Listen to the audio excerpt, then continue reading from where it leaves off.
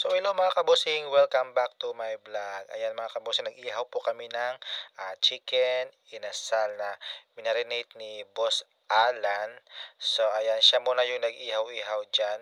Samantalang ako yung nagbibideo sa kanya. Ayan, kitang-kita naman na nandyan na. Alas 10 po na yan, nag-ihaw kami kasi dumating na si Boss Saddam na may dalang isda. Siya muna yung nagpinaglinis namin ng isda kasi siya yung mag-ihaw daw ng isda. At syempre, nung napa na yung isda, yan, inihaw na namin yung isda. At syempre, habang inaantay na namin maluto yung pansit din, so nag-ihaw-ihaw na kami para continuous yung pagluluto namin. So si Sibo Sadam dyan yung nakatoka. At syempre, nung nandyan na, pumunta siya sa may pansitan, siya yung maghugay-hugay doon para siya yung magluluto ng pansit para may upload siya sa TikTok. Nakatawa pa nga si Boss Adam. At syempre, naluto na lahat.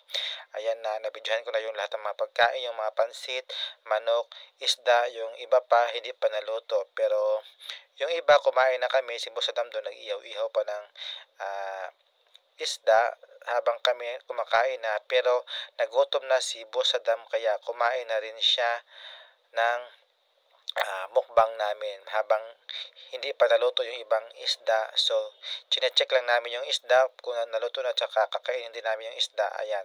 So, nagutom na si Boss Adam, nanginginig na nga yan sa kanyang kagutuman kasi almost 2 hours kaming hindi kumain kasi sobrang nag-ihaw-ihaw kami. Kaya magpipicture-picture muna kami, video-video para may upload sa TikTok namin. So, salamat po mga kabosing sa panonood sa aking YouTube channel, sa mga Facebook page. Maraming salamat po and bye-bye. Keep safe po.